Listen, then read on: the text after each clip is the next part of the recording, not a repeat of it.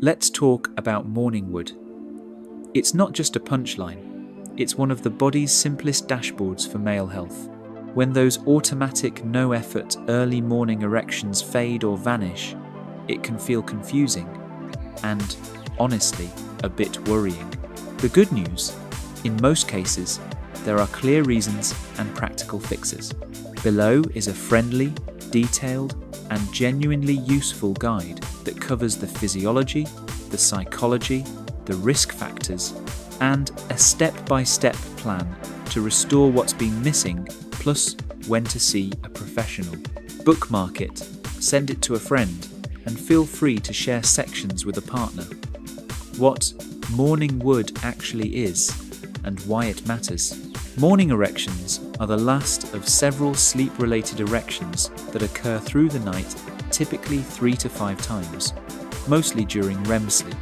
You don't decide to have them. Your nervous system does it automatically, like a systems check for blood flow and nerve function.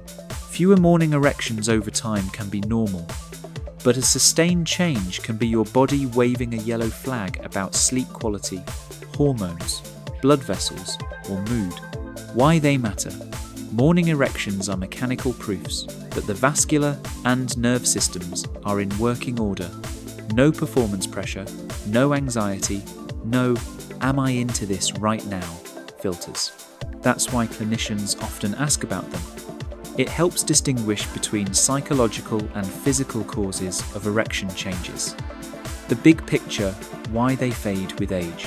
Hormones, especially testosterone. Testosterone naturally trends down with age. Large reviews suggest total T falls, 1-2% per year on average, with free, bioavailable T dropping a bit faster due to rising SHBG. That gradual slide can reduce spontaneous erections and morning rigidity. Hypogonadal, low T levels, become more common with each decade after 62. Sleep architecture, REM time. You get fewer, lighter, and more fragmented REM cycles with age. Less REM equals fewer sleep-related erections. Sleep disorders, especially obstructive sleep apnea, OSA, can blunt or eliminate morning erections. Treating OSA often improves sexual function. 3. Blood vessels, the heart-penis connection. Erections are a blood flow event. As arteries stiffen with age and with hypertension, high cholesterol, diabetes, or smoking, erections, particularly spontaneous ones, lose steam. Importantly, erectile dysfunction, ED, often precedes cardiovascular disease, making it an early warning sign worth acting on. 4. Medications that mute erections. Common culprits include some blood pressure meds, notably thiazide diuretics and certain beta blockers, and antidepressants, SSRIs, SNRIs, TCAs. Don't stop meds on your own. Ask about alternatives that are friendlier to sexual function. 5. Metabolic health. Diabetes, weight, blood sugar. Diabetes and prediabetes damage blood vessels and nerves, and they're strongly linked to ED. Meta-analyses place ED prevalence in men with diabetes at 50% or more. If morning erections fade alongside weight gain or rising A1C, that's a nudge to check metabolic markers. 6. Psychology, stress, and mood. Performance anxiety, chronic stress, and depression. Blunt desire and arousal. But here's the twist. Morning erections can still occur when the cause is primarily psychological because they're reflexive. If you've lost them completely for months, look beyond psychology alone. Part 3. What's normal versus concerning? Normal. You don't wake up with an erection every single day. The frequency can ebb and flow with stress, a poor night's sleep, alcohol, or illness. Worth a check-in. A steady decline over several months, consistently weaker erections, and reduced sexual erections or new issues like fatigue, low mood, or reduced morning energy. Call your clinician now. Erectile changes, yaone, chest pain, shortness of breath, leg pain on walking, or new neurologic symptoms. Remember, ED and vascular disease often travel together. Part 4. The science-backed fixes. From foundations to treatments. A. Fix sleep first. It's the secret lever. Screen for OSA if you snore loudly, wake unrefreshed, or your partner notices pauses in breathing. Treating apnea, often with CPAP, can boost erections and sexual satisfaction. Protect your REM. 7-9 hours in a cool, dark room. Minimize late caffeine, alcohol, keep a consistent schedule. B. Optimize cardiometabolic health. Move on purpose. Aerobic exercise, think 40 minutes 4 days, week, has repeatedly improved erectile scores, particularly in men with cardiovascular risk factors or lower baseline erectile function. Stop smoking or vaping nicotine. There's a clear dose response. More years, cigarettes, equals higher ED risk. Quitting helps tame blood pressure, lipids, and glucose. These aren't just heart numbers, they're erection numbers. Diabetes is one of the strongest ED drivers. C. Review medications with your clinician. If you're on thiazide diuretics or beta blockers, ask whether alternatives, e.g. ACE inhibitors, ARBs, or beta blockers like nebivolol are appropriate for you. If an SSRI dampens libido, erections, discuss dose timing, switching, or adjuncts. Never change prescriptions without guidance. D. Strengthen the hardware. Pelvic floor training. Targeted pelvic floor exercises, Kegels done correctly, can improve erectile rigidity and control in some men, especially when guided initially by a physiotherapist or biofeedback. Quick how-to. Find the muscles you'd use to stop urine midstream. Don't practice while urinating, just use that sensation to locate them. Contract 5 seconds, relax 5 seconds. Do 10 reps, 3 times daily. Avoid over-squeezing glutes, abs. Keep breathing naturally. E. Address mind-body factors. CBT-based sexual therapy, often brief and skills-focused, reduces anxiety, improves arousal focus, and can tackle avoidance patterns that keep ED stuck. It's especially helpful as an adjunct to medical lifestyle changes. Partner tip: use team language. Let's experiment with what feels good and what's relaxing for both of us to lower pressure and boost arousal signaling. F. Evidence-based medical options when you need them.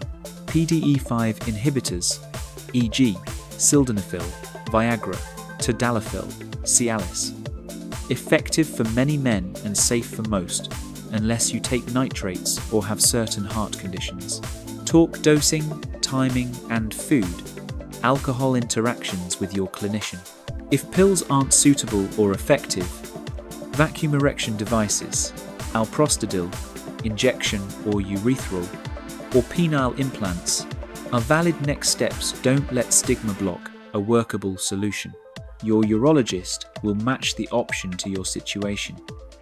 Important: if labs confirm true testosterone deficiency with symptoms, carefully monitored testosterone therapy may help libido and erectile quality. It's not a blanket fix and requires proper evaluation. Part 5. Stats you can use so it's not just vibes. Sleep erections. Most men experience 3-5 per night, tied to REM sleep, fewer with poor sleep or sleep apnea. Testosterone over time. Total T drops, 1-2% year on average. Free, bioavailable T a bit faster. Hypogonadal levels with age. Roughly 20% of men over 60, 30% over 70, and 50% over 80 meet low T thresholds in some cohorts. Diabetes, ED. Pooled estimates put ED prevalence around 50% in men with diabetes, varies by study type. ED as a heart signal. ED can precede cardiovascular events. Treat it as a prompt to check blood pressure, lipids, and glucose. Exercise works. Programs around 160 minutes, week of moderate, vigorous aerobic activity for 6 months improved ED outcomes. Smoking matters. More years, cigarettes equals higher ED odds. Quitting helps. Meds can contribute. Thiazide diuretics and some beta blockers are common offenders. SSRIs can blunt sexual function. Talk alternatives. Part 6. A practical, no, shame 30, day reboot. Week 1. Baseline, easy wins sleep audit. Track bed, wake times and snoring. If you snore or wake unrefreshed, request an OSA screen, medication check. Book a quick review to discuss ED-friendly alternatives if you're on thiazides, beta blockers, SSRIs. Pelvic floor start. 10 contractions, Cheng 2, 3 daily. Move. 20-30 minutes brisk, walking most days. Week 2. Build blood flow capacity. Add 2 30-40 minute aerobic sessions, cycling, swimming, jogging. Reduce nicotine by 25-50% or enroll in a quit program. Best is a combination of counseling yawn meds, patches, protein and produce at every meal. Limit late alcohol, REM kryptonite. Week 3. Skill up arousal book CBT-based sex therapy or use a reputable program to learn anxiety taming and focus techniques.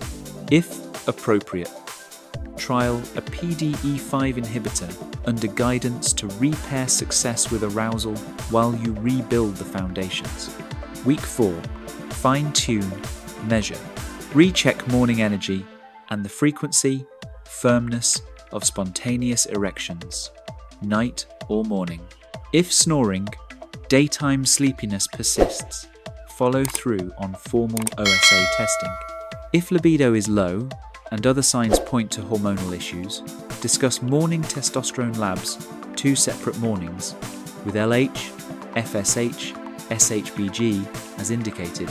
Part 7. The emotional side, because you're not a machine. Detach self-worth from performance. Morning erections are a signal, not a verdict on your masculinity. Talk early with your partner. Secrecy and avoidance ramp up anxiety. Collaboration lowers it and improves outcomes with therapy and/or meds. Treat wins as data. One good night means your system can do it. Your job is to make it repeatable. Part 8. When to see a professional and what to ask. Make an appointment if you notice a persistent change over 8-12 weeks, or if erections are weak across all contexts, solo, partnered, night, morning. Bring these questions. Could my sleep be the issue? Should I be screened for apnea? Are any of my medications erection unfriendly? What are alternatives? Do I need labs?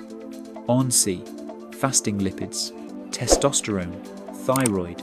Is a trial of PDE5 inhibitors reasonable for me now? Can you refer me to a pelvic floor physio